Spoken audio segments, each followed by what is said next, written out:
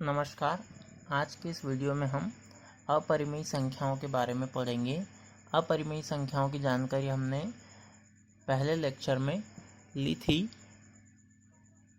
तो सबसे पहले हम अपरिमेय संख्याओं की बात करते हैं। अपरिमेय संख्या होती क्या है? अपरिमेय संख्या जब हम अभाज्य संख्याओं को वर्गमूल के रूप में लिखते हैं तो उसको हम बोलते हैं अपरिमेय संख्याएं। जैसे √2, ये क्या है? एक अभाज्य संख्या है और उसके ऊपर रूट है, मतलब ये क्या है? एक अपरिमेय संख्या है। √3, √5, √7, √11, ये क्या है? अपरिमेय संख्याएं हैं। तो अब इसको हल करने के लिए क्वेश्चन हमको दिया रहेगा कि दर्शाइए कि √2 एक अपरिमेय संख्या है, लेकिन हमको अभी मालूम नहीं है कि ये √2 अपरिमेय संख्या है। तो इसके लिए हम जिस विधि का यूज़ करेंगे उसका नाम है विरोधोक्ति विधि। इसको इंग्लिश में मेथड ऑफ कॉन्ट्राडिक्शन बोलते हैं। Method of contradiction. इसका मीनिंग क्या है? इसका मीनिंग ये है कि जो हमको प्रूफ करना है हम उसके विपरीत लेके चलते हैं, और जो फिर हमने विपरीत लेके चल रहे हैं उसी को हम क्या करते हैं? गलत प्रूफ करते हैं, जिससे हमारी क्या होगा कि ये सही प्रूफ हो जाता है। तो देखते हैं हम। उसके पहले हमको एक टर्म याद रखना है। क्या है वो टर्म? यदि p² का एक गुणनखंड a है तो p का भी एक गुणनखंड a होगा। इसका मीनिंग क्या है? जैसे मान लीजिए हमारे पास में 9 का एक गुणनखंड 3 है, तो 9 का स्क्वायर, तो हम बोल सकते हैं कि 3 का भी एक गुणनखंड क्या होगा? 3 होगा। तो ये होगा इसके अंदर। तो सबसे पहले चलिए देखते हैं हम इस पे आधारित क्वेश्चंस क्या हैं। तो उदाहरण नंबर 9 को हमको देखना है। क्या है उदाहरण नंबर 9? √3 एक अपरिमेय संख्या है। एक अपरिमेय संख्या है, ये हमें सिद्ध करना है। तो सबसे पहले तो हम क्या करेंगे? इसको लिखेंगे। माना हमको प्रूफ क्या करना? अपरिमेय, तो उसका उल्टा लेके हम को चलना है। उल्टा मतलब परिमेय संख्या हमको मानना पड़ेगा। माना √3 एक परिमेय संख्या है।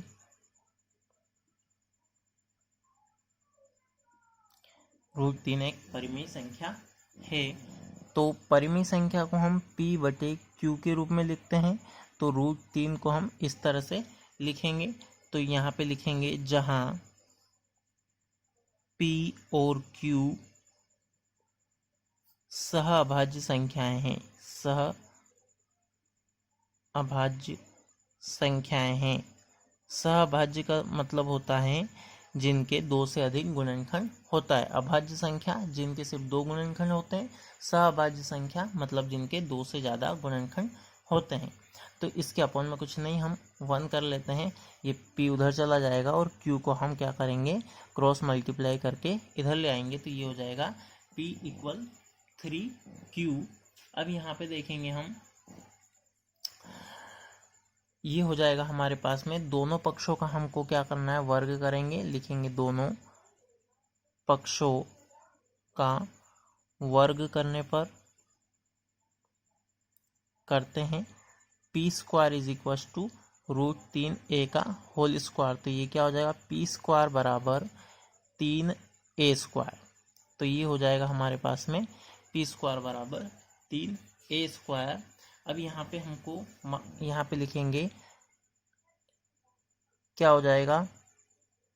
अब इस 3 को वापस से हम इधर लाएंगे तो क्या हो जाएगा? p² / 3 बराबर ए स्क्वायर। तो यहाँ पे लिखेंगे अतः पी स्क्वायर का एक गुणनखंड पी स्क्वायर का एक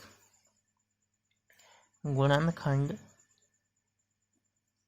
3 है तो पी का भी एक गुणनखंड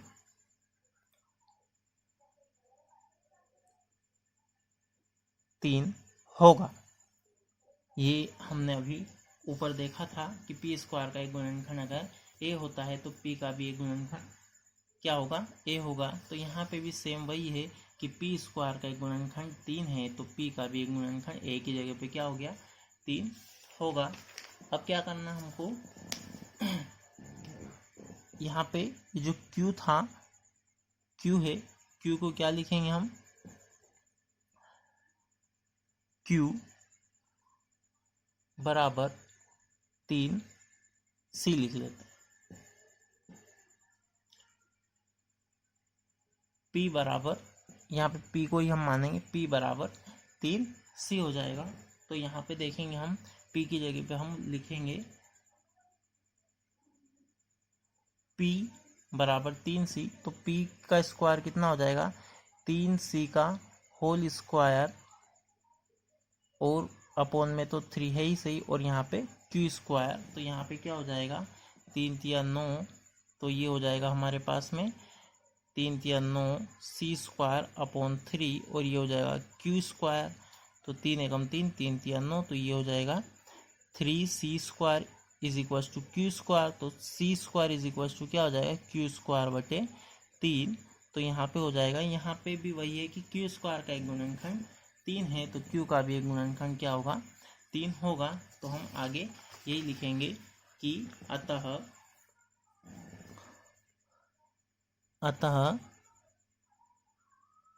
Q स्क्वायर का एक गुणनखंड 3 है तो Q का भी एक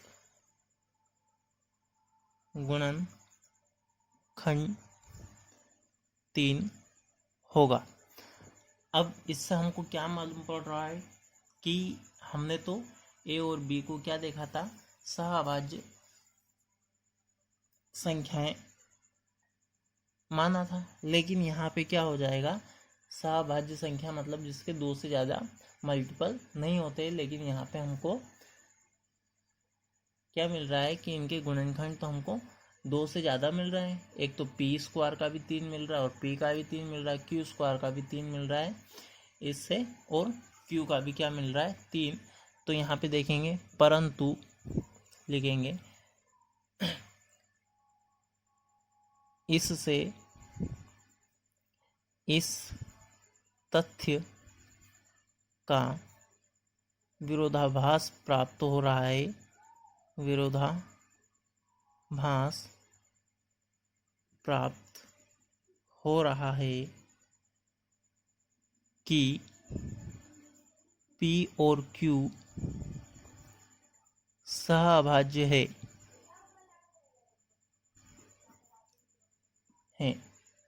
अतः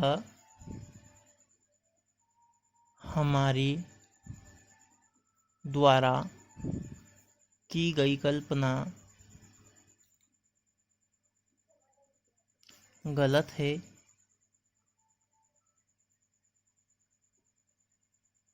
अतः √3 एक अपरिमेय संख्या होगी, अपरिमेय संख्या है।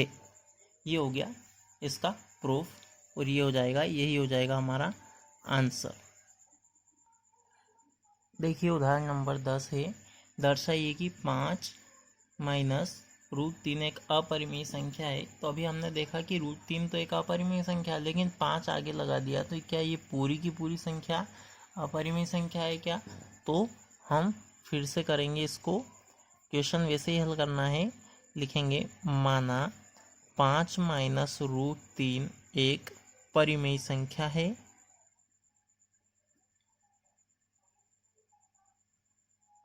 अब यहाँ पे क्या करें हम, परिमेय संख्या है तो इसको p बटे q के रूप में लिख देते हैं, 5 माइनस √3, जहां p और q सहअभाज्य संख्याएं हैं, सहअभाज्य संख्याएं हैं।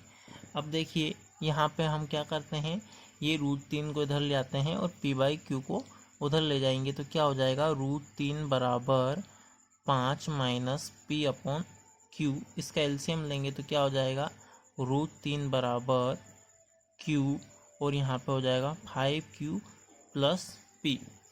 मतलब यहाँ पे हो गया, यहाँ पे देखिए कि ये वाली जो संख्या है ये तो p बटे q के फॉर्म में, मतलब ये तो क्या है, एक परिमेय संख्या है। हम यहाँ पे लिखेंगे, यहाँ या लिखेंगे चूंकि p और q पूर्णांक है और 5q minus p upon q क्या है, एक परिमेय संख्या है, एक परिमेय संख्या है। और अगर ये परिमेय संख्या है तो इसके इक्वल वाले भी क्या होने चाहिए, ये √3 है, ये भी परिमेय संख्या होनी चाहिए। तो यहाँ पे लिखेंगे अर्थात √3 भी एक परिमेय संख्या होगी, एक परिमेय संख्या होगी, लेकिन इसलिए इससे इस तथ्य का विरोधाभास प्राप्त होता है, इस तथ्य का विरोधाभास प्राप्त होता है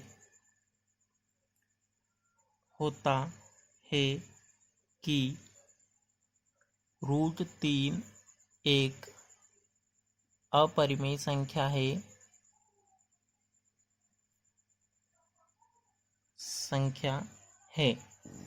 कैसे, क्योंकि हमने पिछले ही क्वेश्चन में देखा था कि √3 तो एक अपरिमेय संख्या है, लेकिन यहाँ से हमको क्या मिल रहा है कि ये परिमेय संख्या है, तो इसके बराबर जो होगी वो भी एक परिमेय संख्या होगी। लेकिन इससे हमको क्या मिल रहा है, विरोधाभास प्राप्त हो रहा है। इसलिए हमारी द्वारा की गई कल्पना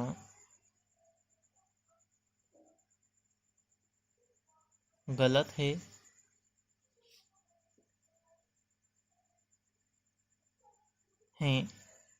अतः 5 माइनस √3 एक अपरिमेय संख्या है।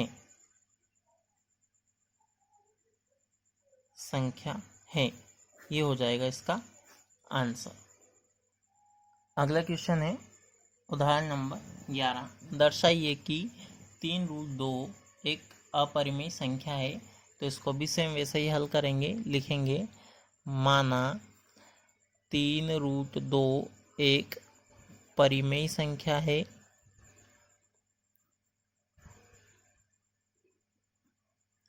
तो यहाँ पे हम लिखेंगे p बटे q बराबर 3√2। तो ये हो जाएगा हमारे पास में, जहाँ p और q सहअभाज्य संख्याएं हैं।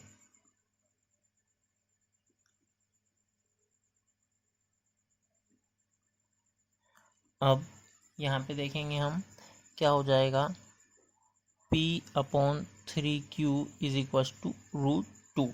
तो यहाँ पे लिखेंगे कि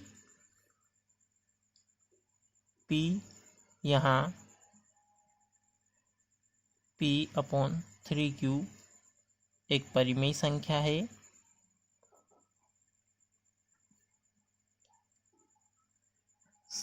है, तथा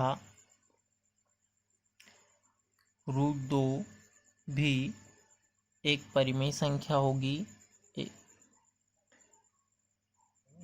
परिमेय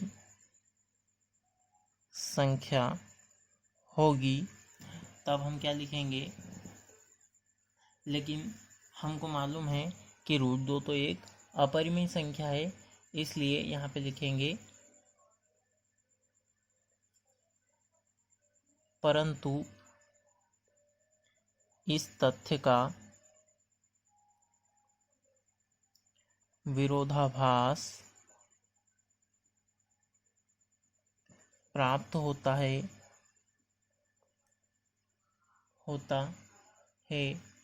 कि √2 एक परिमेय संख्या है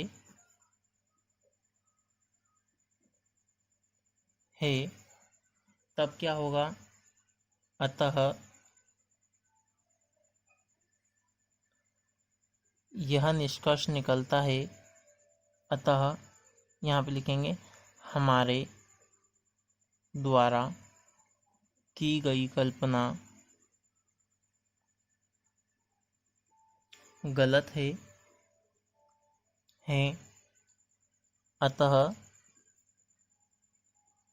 3√2 एक अपरिमेय संख्या होगी।